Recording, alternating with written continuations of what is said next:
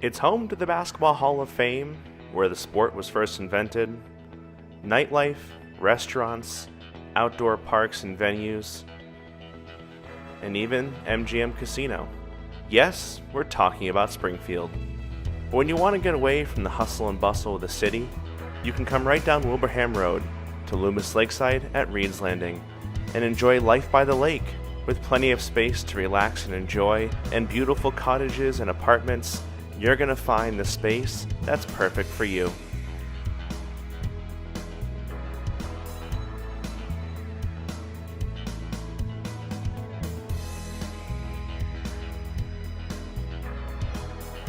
Hi, my name is Shirley Conant.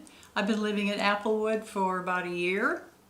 I am calling myself an artist. I have always liked art, design, and the creativity. So since I was in junior high school, I did art, and in high school I took every art class there was, and in college I had a minor in art history.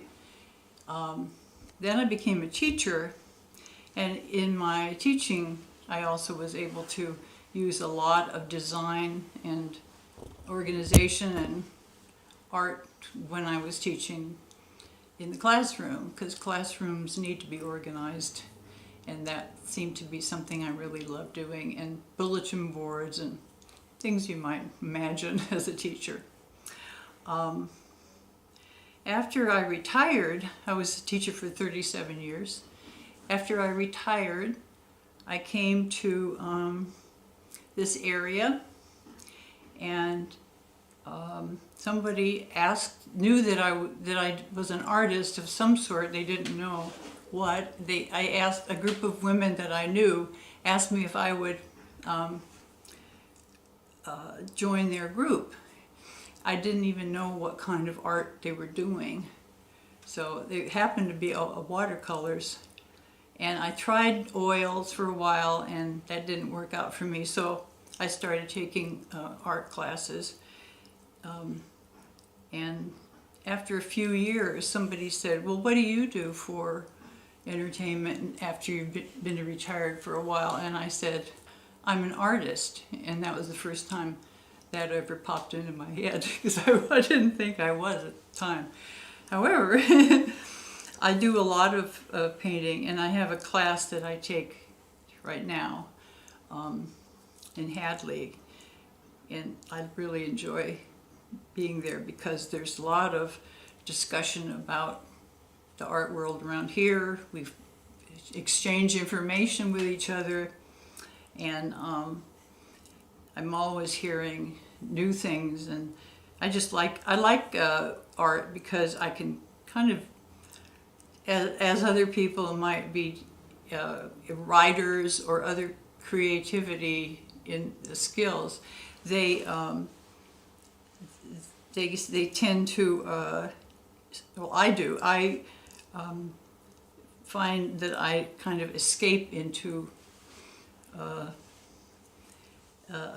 I just don't, the time goes by really fast, and it's like a whole different world for me when I'm doing my art.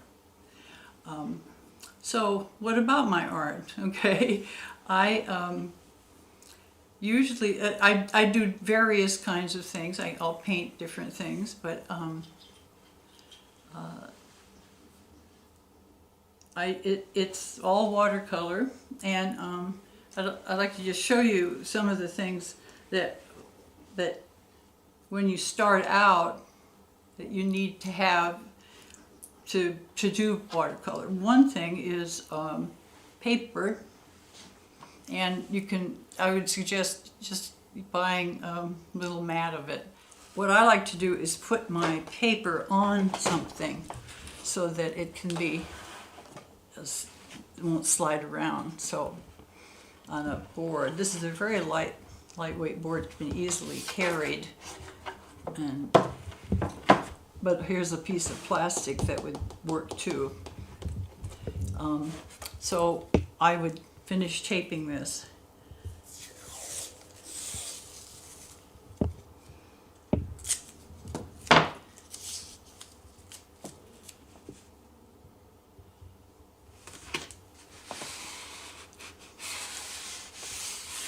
Now that I painted one just yesterday, just to give you an idea of this, what might be like.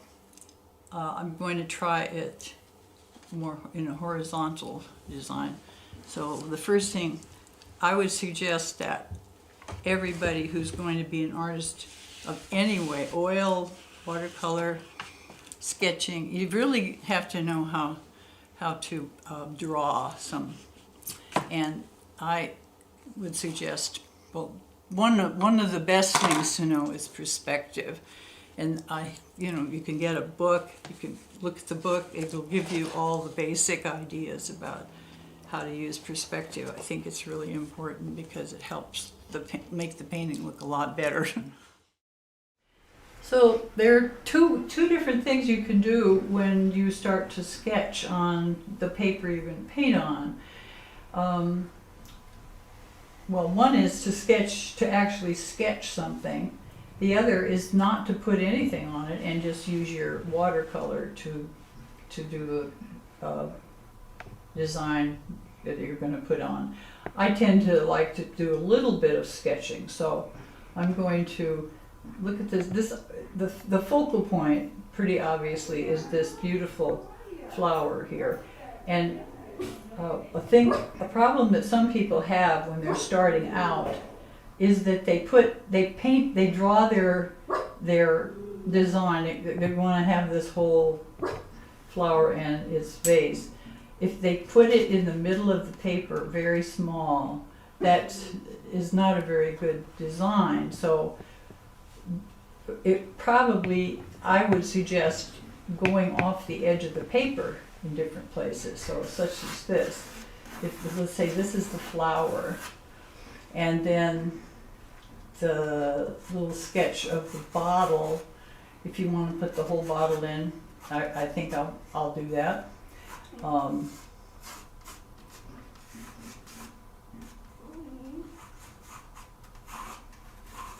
And then the leaves themselves, I would suggest that they come off the page because that adds something to the picture. It has a chance, the ability to sort of grab the edge and make it look more a better design. So let's see some of these little lines. That's about all I would do. I can do my leaves when I'm painting, and sometimes if you want to have a line that is your table it's sitting on.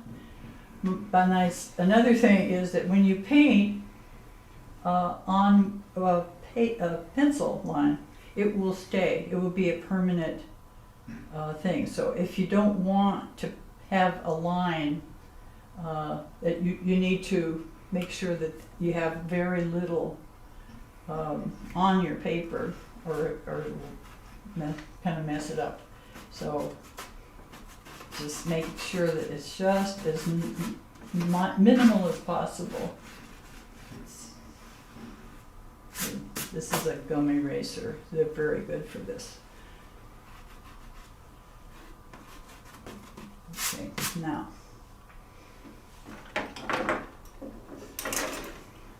this is the real thing. Now you can decide to do the background first. I think a background first would probably be good on this painting. I'm going to have maybe a sort of a brownish background. It really doesn't have to be the color of the actual background either. And if you see that the water is sort of tricky to paint. I'm going to see what I can do, but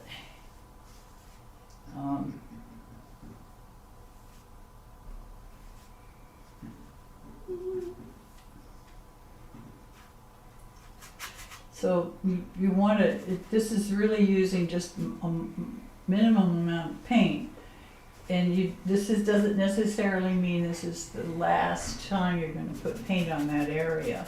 It just means it's just to start it out. and I think maybe a little more background, but it'll be even lighter and just very minimal, just so that there's something there.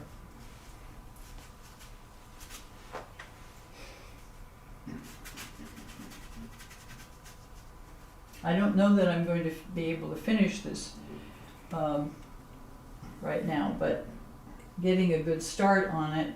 What I do is I have a setup where called my work area, which is here in this place is this table, and I set up all my art supplies, and then I have them there all the time. And when I walk by and I feel like painting, I will just stop by and do a little bit of painting.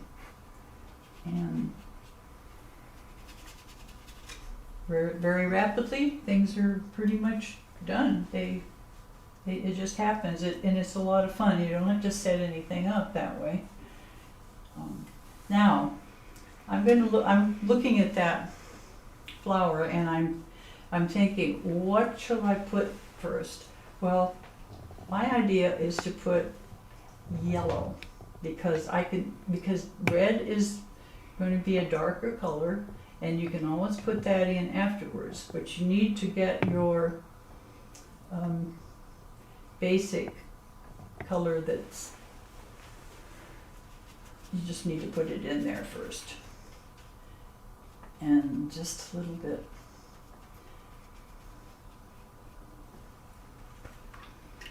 And now you have to wait a little while for that area to dry. So while you're waiting for that area to dry, you can go on with something else.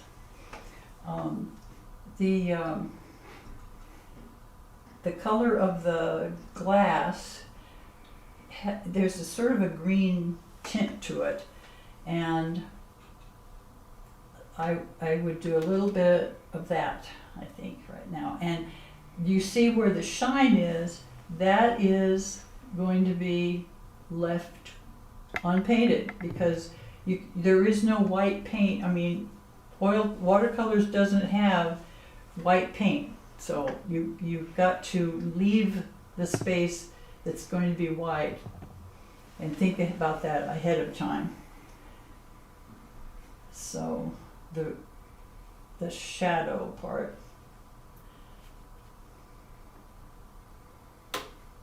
You notice I'm doing this because this is, when I look through the glass, I see the bottom of where it's sitting is an oval. So I'm going to just accentuate that a little bit.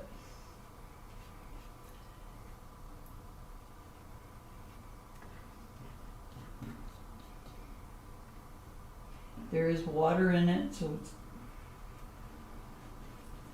you probably, I would put a little bit of a sense of water sitting there. Another thing, you're not going to necessarily, when you do something on the paper, it's not the end. You can always go back and paint over, which is definitely the way you do it, the way you have to do it. So this is very pale right now. So I think I'm pretty much done with this brush. I think I'll just do a little bit more background.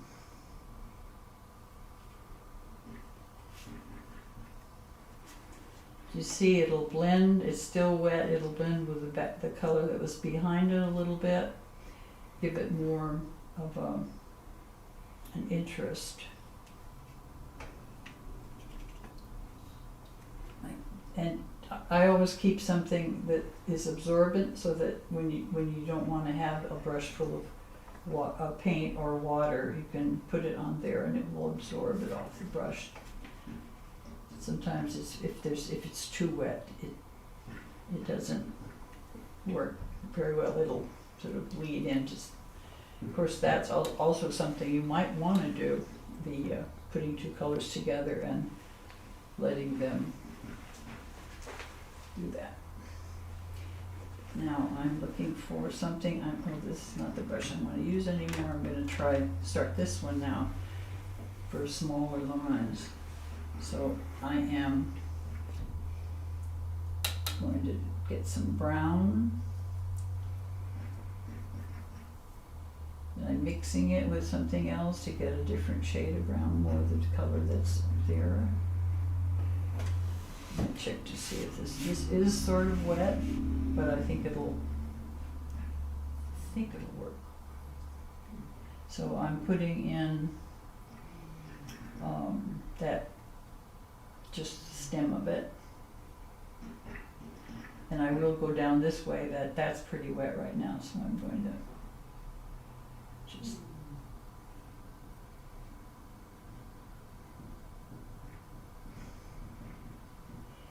and it doesn't have to be exactly the way you see it, because that's just not necessary.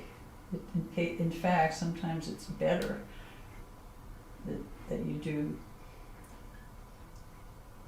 be a little more creative and do your work that way.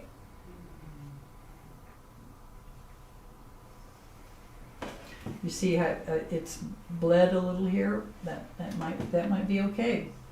We'll see. You have to sort of trust a lot when you're painting. I think I'll put this in now.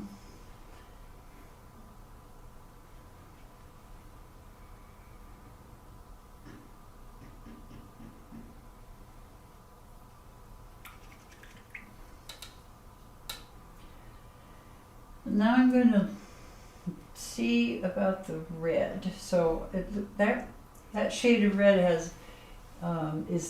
has some light and dark parts to it. So I'm going to start with the lighter, and I'm just going to put in some things like this that represent the petals. You never know. I want to say that a lot of times when you paint a painting, it's not like to your liking, and you might not ever want to show anyone that painting.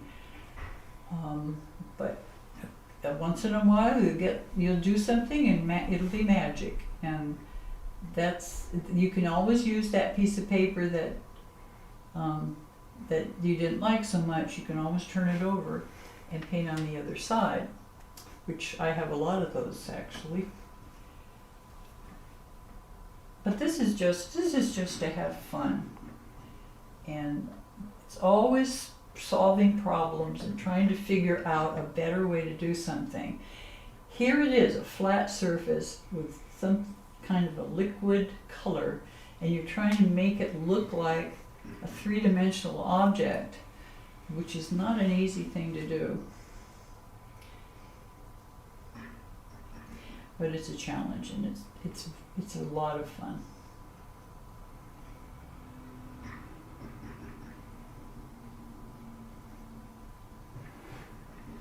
And I'm still in an art class in Hadley.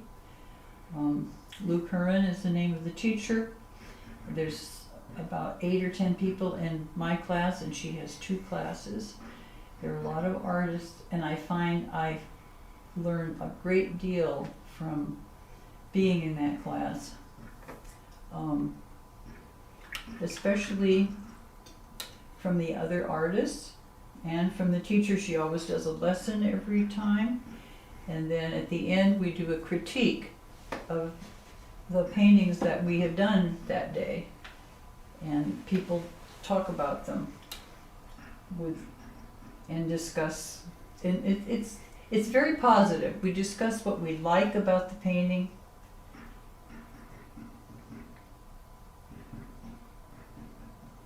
and suggest sometimes what might be changed that would make it even a little bit better. Or somebody poses a question like, I don't know how to make that path look like it's curving, and there'll be suggestions from the other artists about what that person might do to work on that. So that's the problem solving. And these, now I'm going to do some of these leaves. Do you see, I'll use my brush, it's slightly flattened, and I go along and just make a leaf. I can come back, I plan to come back a little bit more with a slightly different shade of green. But this is just the basic start of the painting and the sort of almost underpainting, just to get everything where you want it, and then there's some details that you come back and do.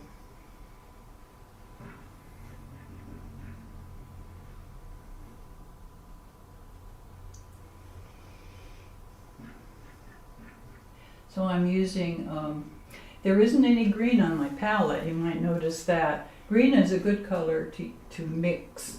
I use yellow and blue, different shades of yellow and blue that I might have.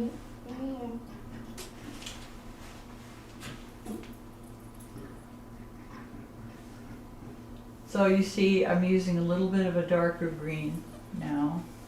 And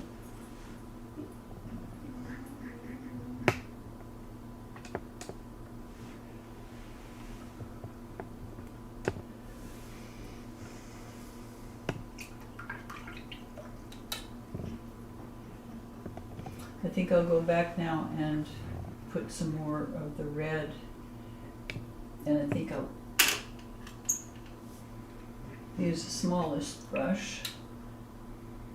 Oop.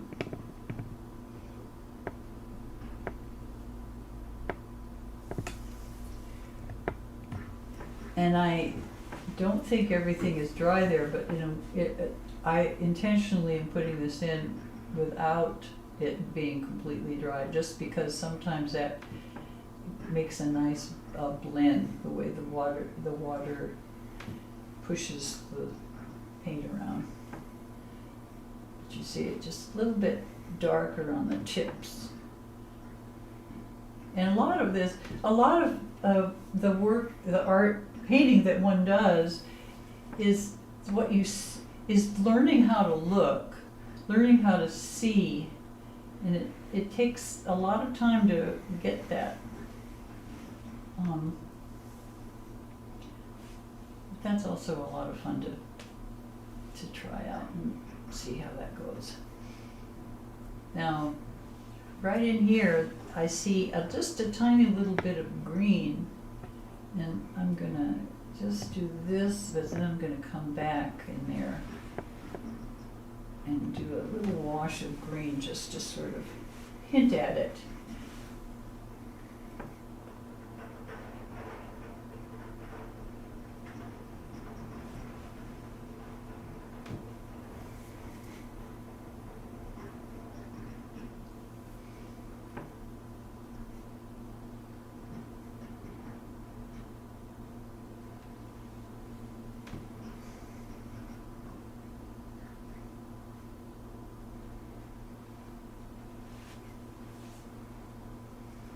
I have painted landscapes in Maine.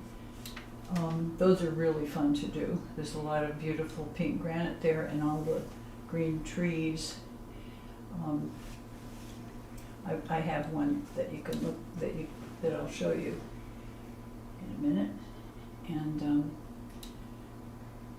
I started out by doing still lifes because they don't move and they'll sit there for a long time, and you can just keep working on that. It's a good thing to start with. Let's see. Okay, I'm going to a little tiny bit of green. I think I'll try this. So I'm just going to. My brush is not very clean.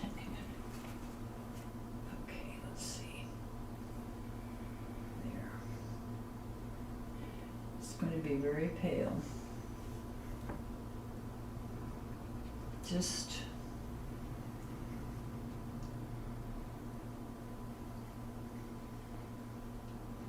that, I think that sort of enhances the way that flower looks and brings it out.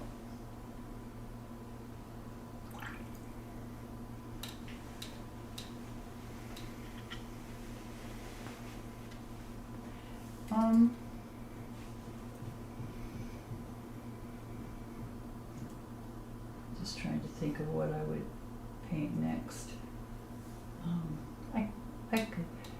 I would probably finish off the leaves pretty much, and then work on the bottle. The bottle is going to be, to me, is the hardest thing to do, and it's always challenging because of the transparency of it and the color.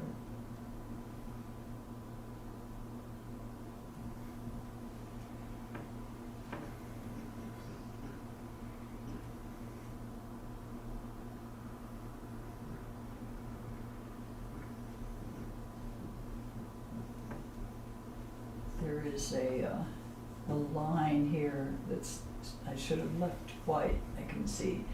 I will work on more of the bottle. I think I need a little bit more blue in my glass.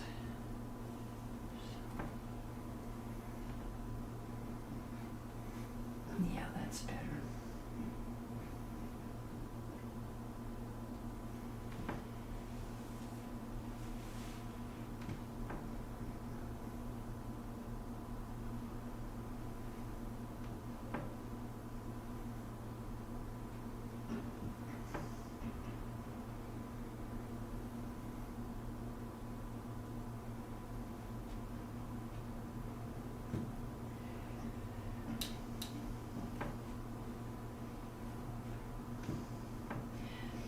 This is needing to be spread out a little bit to give it more of a flow, I think.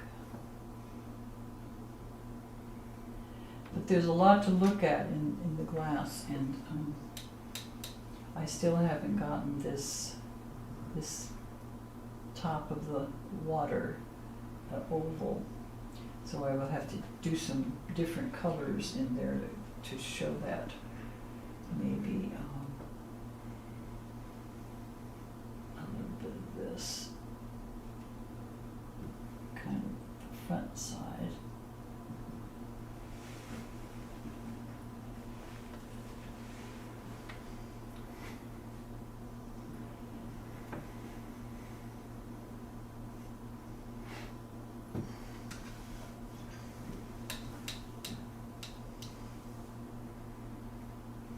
Going to do a little bit of the mouth now.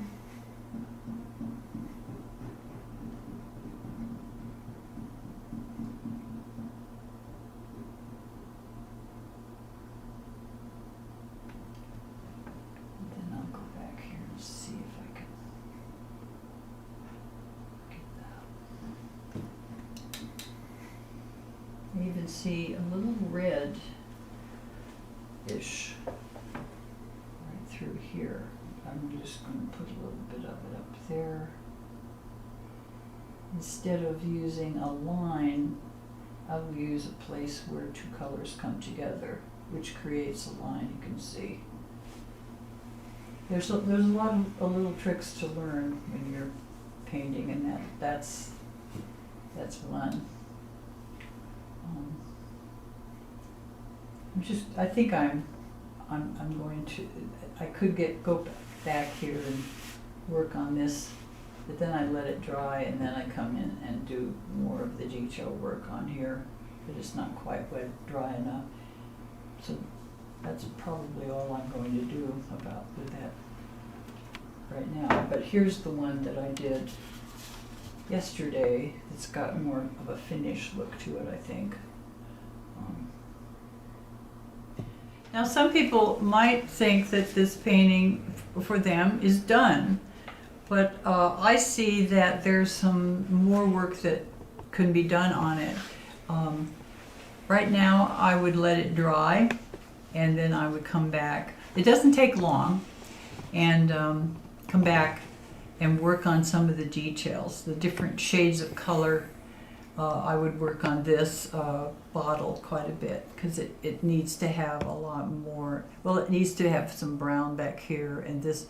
I would also work on the background, even here, with brighter colors, just sort of random through there. And this one is definitely a more finished. I think it looks more like it's finished compared to this one, so that is more like what I'm thinking of, what I would do as to finish it up. I do have something that I do sometimes, and I'd like to show you this. This is my idea.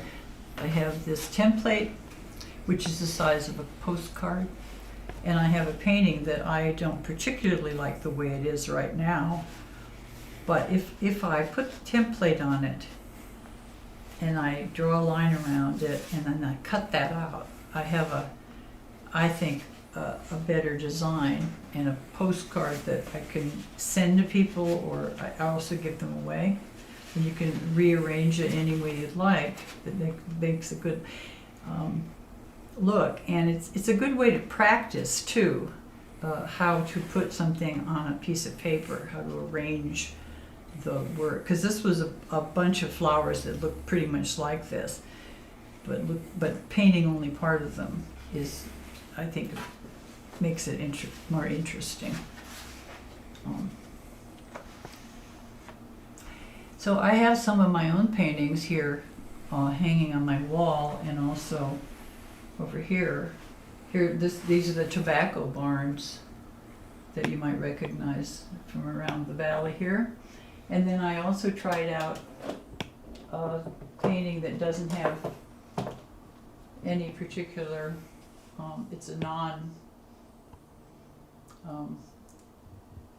anyway, it doesn't have any particular item in it. It's just very abstract, and it was painted in an upright position so it would run, and with various objects that the teacher gave us to use to sort of scrape on it, and so it's a matter of design and color, and you don't need to copy anything. So that's a whole different way of looking at work. I don't normally do it that way, but it was fun. And then I have 3 of my paintings up there. That one is the Quaker ladies, the little flowers that grow in the grass.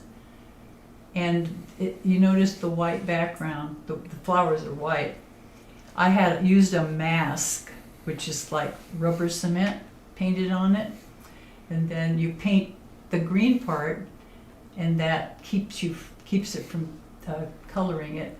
And then you peel that off, and you get the white flowers, and then you can go back in and with some yellow and some other little shades of green to sort of give it some 3-dimension. That's an Andrew Wyeth type painting. He did one that was called Quaker Ladies, and so I thought I'd try that. And then the one farther down, which is the picture of the coast of Maine, which is one of my favorite paintings. It's pretty. It's from a photograph of mine, and the one next to it also is from a photograph. I like to paint from photographs. If they're my photographs, it's fine. If you paint from someone else's photograph, you might get into trouble. So try your own. But I do a lot of paintings of the coast of Maine, and I love the rocks and trees there. So those are 3 of the paintings that I keep up there on the wall because they're my favorites. Thank you very much for listening to me, and I hope you learned something, and maybe some of you will want to paint. Home to shops, restaurants, and the campus of Mount Holyoke College, South Hadley, Massachusetts is nestled in the heart of the Pioneer Valley. The town commons are host to a plethora of shopping and restaurants. There's even a movie theater as well. Plenty to do, but at the same time, plenty of room to relax. You can experience all this and more with life at Loomis Village. Choose from one of our independent living villa, cottages, or apartments, or garden-side assisted living. Come see what life is like at the village.